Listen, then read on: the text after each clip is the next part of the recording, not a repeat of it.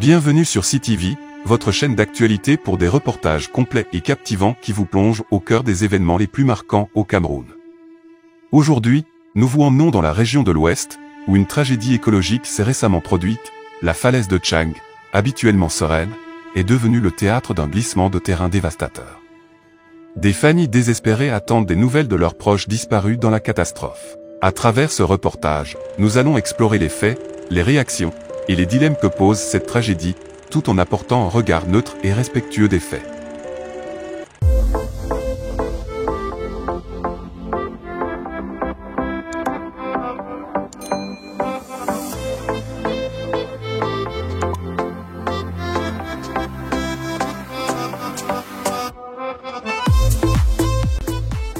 Il est samedi 9 novembre 2024, midi. L'arrivée du gouverneur de la région de l'Ouest au site du glissement de terrain ne fait que renforcer le silence lourd de l'incertitude. Les sauveteurs, qui travaillent d'arrache-pied depuis le 5 novembre, viennent de sortir un nouveau corps des décombres. Un moment de répit et d'espoir pour les familles, suivi de la dure réalité, le nombre de victimes s'élève maintenant à 12. La veille, 6 corps avaient été extraits, mais le travail continue d'être ardu et incertain. Le site est une scène de désolation. Des engins lourds sont en action, mais la terre, capricieuse et menaçante, ne se laisse pas dompter facilement. Encore une fois, l'un des engins bascule sous la pression des masses de boue et perd son carburant. Heureusement, le conducteur s'en sort indemne. Mais pour les familles en deuil, chaque incident rallonge l'attente et l'angoisse. Elles restent là, assises sur le bord de la route, espérant que le prochain corps retiré soit celui d'un parent, d'un ami, d'un être cher. Pour de nombreux villageois, cet endroit, autrefois terre de culture et de vie, est maintenant une tombe. Olivier, un employé de la commune de Sanchou, était ici en mission le jour fatidique, mais il est porté disparu depuis. Davila Sonfak, une jeune femme de la région, attend avec angoisse des nouvelles de sa tante, elle aussi victime présumée de ce tragique glissement de terrain. Le mari de cette dernière a déjà été retrouvé, mais l'épouse reste introuvable. Pour d'autres familles, la douleur de l'incertitude se mêle à une quête de réponse.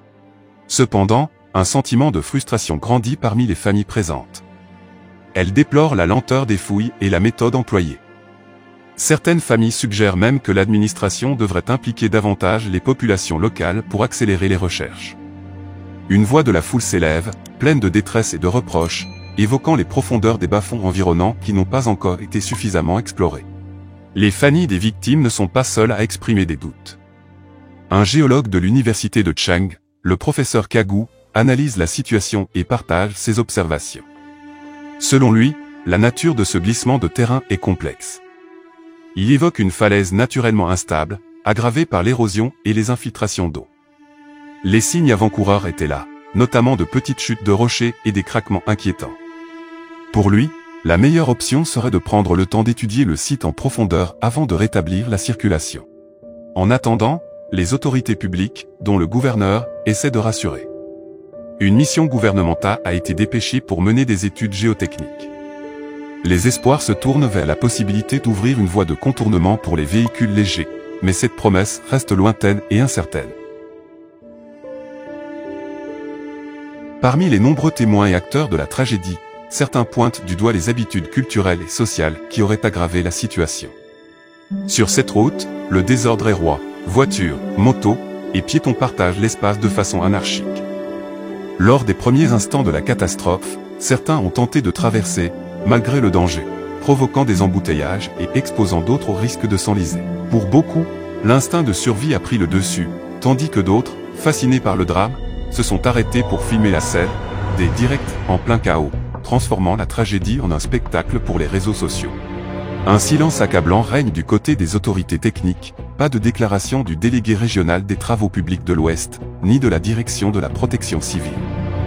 En revanche, le gouverneur de la région a promis d'envoyer une équipe technique cette semaine pour évaluer la situation et proposer des solutions.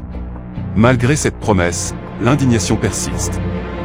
Pourquoi a-t-il fallu attendre une telle catastrophe pour envisager un détour? Ce sont des questions que se posent de nombreux Camerounais. En l'absence de solution immédiate, certains habitants continuent à circuler sur ce tronçon meurtrier, ignorant les mises en garde et prenant des risques inconsidérés. La catastrophe de Tchang, au-delà du drame humain, met en lumière les défis structurels de la gestion des risques au Cameroun. Elle soulève des questions sur la responsabilité collective, l'efficacité des infrastructures et la coordination des secours. Les experts soulignent que le glissement de terrain est un phénomène naturel, mais que l'activité humaine, le manque d'infrastructures adéquates et l'absence de protocoles d'alerte en ont amplifié les conséquences.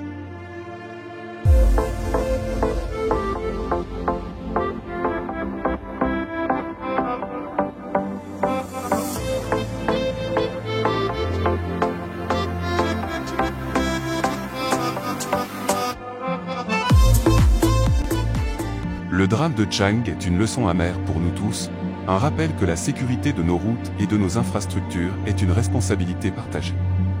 Mais plus encore, ce tragique événement appelle à une prise de conscience sur nos comportements et notre rapport à la nature. La falaise de Tchang est un témoin silencieux de cette tragédie, mais elle pourrait devenir le symbole d'un nouvel engagement en faveur de la sécurité et de la résilience de nos communautés. Nous vous invitons à réagir dans les commentaires, à partager vos idées et vos témoignages. Abonnez-vous à CTV pour rester informé des actualités les plus importantes et engagez-vous dans ce débat essentiel pour le futur du Cameroun. Ne manquez pas les prochains reportages, nous serons là pour vous informer.